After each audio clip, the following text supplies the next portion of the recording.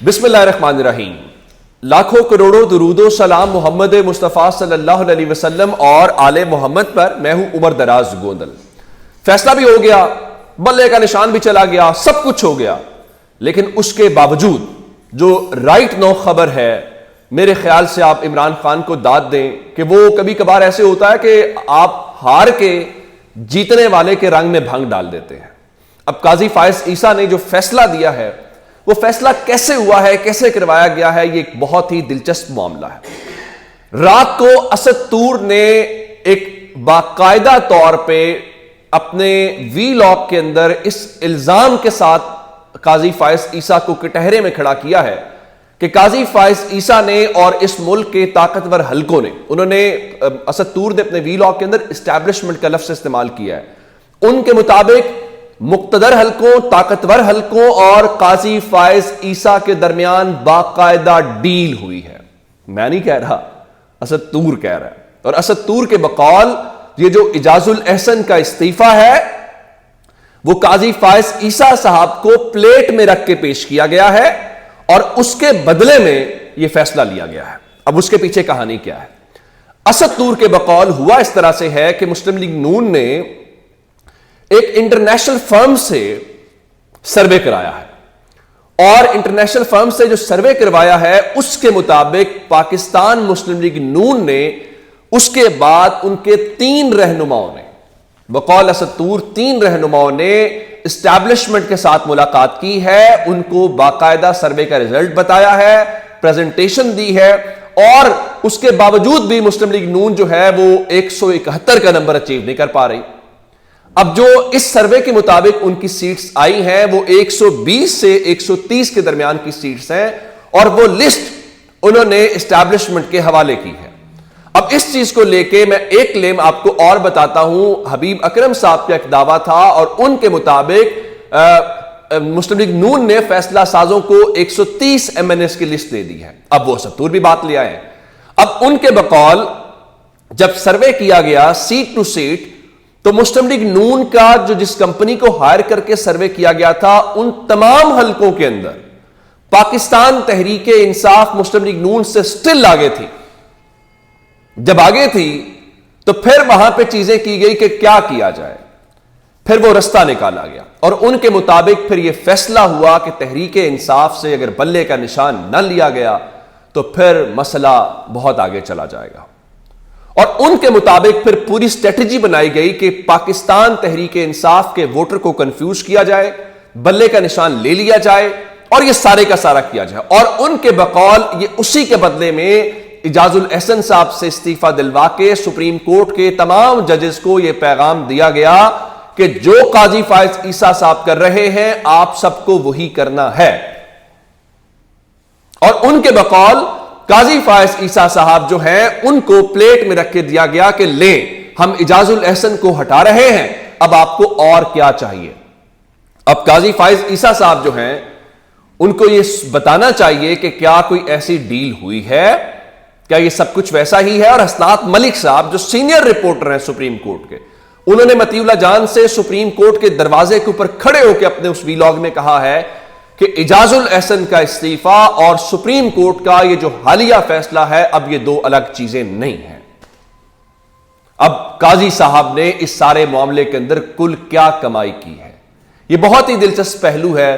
Barrister صلاح الدین سے لے کے تمام انڈیپینڈنٹ لائرز یہ کہہ رہے ہیں کہ آپ نے جسٹس منیر کے نظریہ ضرورت کے اس فیصلے کو، دیکھیں ٹیکنیکل گراؤنڈز کے اوپر کوئی اس فیصلے کا بوجھ نہیں اٹھا پائے گا، اور یہی بات حامد خان کہہ رہے تھے کہ ہمارے ساتھ زیادتی ہوئی ہے، یہ انصاف نہیں ہوا، اور لوگوں کو توقع نہیں تھی کہ یہ الگ بات ہے کہ آج انصار عباسی صاحب سے مضمون آپ جو لکھوا رہے ہیں اچھے جج والا، اور اس میں یہ تاثر دینے کی کوشش کر رہے ہیں کہ جی جسٹس قاضی فائز عیسیٰ کا ماضی گواہ ہے کہ وہ کسی دباؤ میں نہ فیصلہ کرتے ہیں، نہ اسٹیبلشمنٹ سمیت کسی سے خوف زدہ ہوتے ہیں۔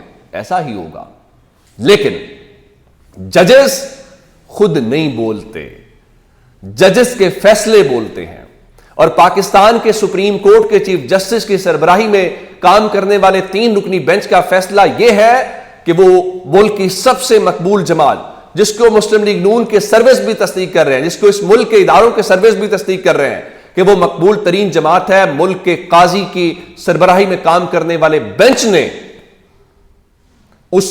نے اس کو باہر کر دیا ہے. اب یہ لوگ اس کو متنازع کیوں کہہ رہے ہیں؟ سوال بنیادی ہے کہ اصل میں ٹائم امپورٹنٹ ہے. جس ٹائم پہ قاضی فائز عیسیٰ کی عدالت نے فیصلہ سنا ہے, قاضی فائز عیسیٰ صاحب ذوالفقار علی بھٹو کا ریفرنس سن کے مولوی مشتاق والے معاملے کے اوپر انصاف کرنا چاہتے ہیں. مجھے یہ بتائیے کہ کیا جو فارمیلٹیز ہوتی ہیں, کیا ان فارمیلٹیز کی بنیاد کے اوپر وہ مولوی مشتاق نے سب کچھ پورا نہیں کیا تھا؟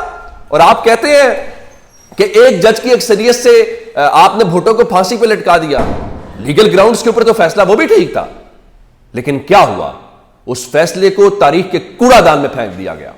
آج ذوالفقار علی بھٹو کے قتل کیس کا کوئی بوجھ اٹھانے کو تیار نہیں ہے, کوئی اس کی ذمہ داری لینے کو تیار نہیں ہے, اور قاضی فائز عیسیٰ صاحب جو ہیں ان جج صاحبان کے اس فیصلے کا دفاع نہیں کر سکتے.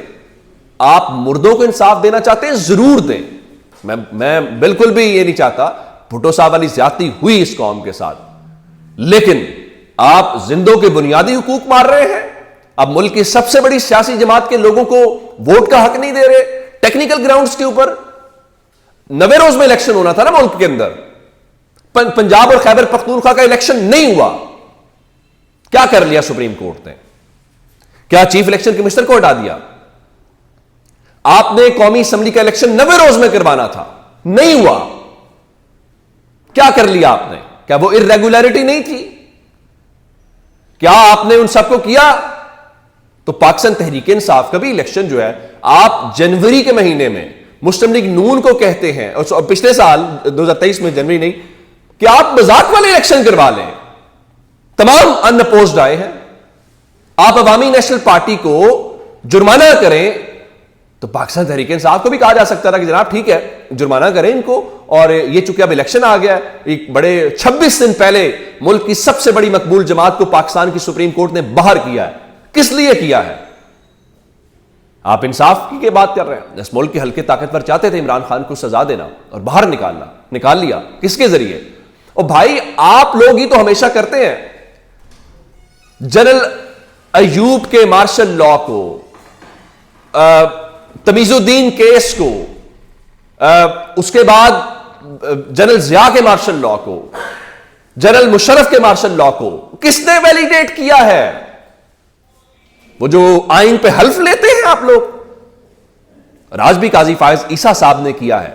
اور یہ انہوں نے موقع دیا ہے کہ جاؤ یہ چھری پکڑو اور پاکستان کی سیاسی جماعتوں کو جو آپ کو پسند نہ ہو انٹرا پارٹی الیکشنز کے نام کے اوپر ذبح کرنا شروع کر دو. اور قاضی فائز عیسیٰ نے پاکستان کے لوگوں کے منہ کے اوپر چپیڑ ماری ہے.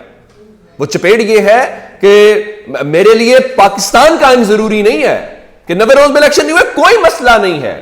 پنجاب خیبر پختونخوا کے الیکشن نہیں ہوئے, کوئی مسئلہ نہیں ہے. لیکن تحریک انصاف کے الیکشن نہیں ہوئے تو میں باہر کروں گا, میں بدلہ لوں گا. بھائی ریفرنس اس ملک میں دیکھیں, آپ وزیر اعظم کوئی بھی ہو, نواز شریف ہو, بے نظیر تھیں, عمران خان ہو, کوئی اور بھی ہو, آسان ہے گالی دینا اس کو, آسان ہے اس کا گریبان پکڑنا. وہ شاید خاقان عباسی کے بقول وہ وزیر اعظم نہیں بنے تھے, نوکری تھی. آپ کہتے ہیں, آپ بتائیں نا کہ یہ جو آپ کے خلاف ریفرنس تھا وہ اس وقت کی اسٹیبلشمنٹ کا ریفرنس تھا یا عمران خان کا ریفرنس تھا؟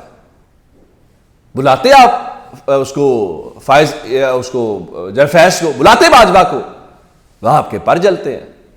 لیکن پاکستان کی سیاست کو آپ نے یہ جو کیا ہے یہ کوئی ٹھیک معاملہ اس حوالے سے نہیں ہے. لیکن پاکستان تحریک انصاف جو ہے, میں تو یہ کہہ رہا تھا, اور کر کیا رہے ہیں. اب قاضی فائز عیسیٰ کے اوپر تنقید ہو رہی ہے, شدید تنقید ہو رہی ہے. اس فیصلے کا بوجھ قاضی فائز عیسیٰ نہیں اٹھا پائیں گے. قاضی فائز عیسیٰ صاحب نے پاکستان کی جمہوریت کی قبر کھودی ہے اور اس میں ایک سیاسی جماعت کو سیاسی پھانسی دی ہے. یہ اس چیز سے وہ بے شک جو مرضی فیصلے اب کرتے رہے, ان کے ساتھ رہے گا. ملک کے الیکشن کو متنازع بنایا ہے, ملک کے الیکشن کے اندر اس کی ذمہ داری تمام تر قاضی فائز. اب وہ صحافیوں کے اوپر غصہ نکل رہا ہے. راجہ محسن اعجاز اسپیشل کورسپونڈنٹ ہے AR نیوز کا, سینئر رپورٹر ہے, ینگ انرجیٹک, آج اس کو روک لیا گیا دروازے کے اوپر. وہ پتا یہ چلا کہ اس دن IG آیا تھا اسلام آباد جس دن بیرسٹر گوہر کے گھر وہ چھاپا واپا پڑا تو جی سخت سوال ہو گیا آئی جی سے, تو وہ پولیس والے ان کو روک لے ہیں. بعد میں پتا چلا کہ وہ کچھ افسران جو ہیں وہ معطل شوطل کیے گئے ہیں. تو اس سے کیا فرق پڑتا ہے آج؟ اور پھر پاکستان تحریک انصاف کے حوالے سے میری رائے یہ تھی کہ اب آپ نے لیول پلینگ فیلڈ, آپ کو کیا چاہیے؟ یعنی آپ کو الیکشن سے ہی باہر کر دیا گیا ہے, تو آپ نے کس بات کی پلینگ فیلڈ مانگنی ہے؟ لیول پلینگ فیلڈ تب ہوتی ہے جب آپ کے پاس بس فیلڈ ہو.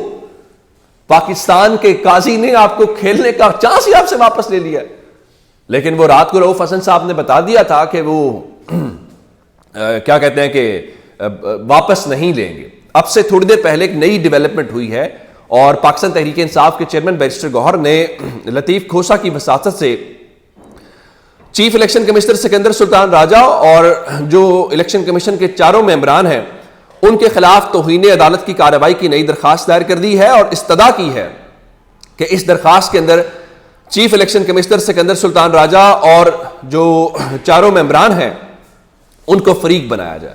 معلوم نہیں ہے کہ پاکستان تحریک انصاف اب کیا لیول پلینگ فیلڈ مانگ رہی ہے. گو کہ آج سماعت ہونی ہے اور اس سماعت میں جسٹس قاضی فائز عیسیٰ 3 رکنی بینچ کو سربراہی کریں گے.